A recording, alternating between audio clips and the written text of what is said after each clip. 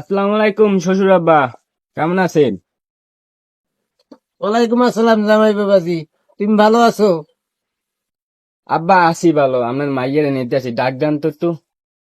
আচ্ছা তুমি দাঁড়াও, মুই ডাকিয়ে দিতে আসি ওরে, ঠিক আছে? কিরে জামাই বাবাজি, তুমি প্রত্যেকদিন খালি খরাতের মতো একই পোশাক পরিয়াও, তোমার কি নতুন কোনো জামা কাপড় নাই?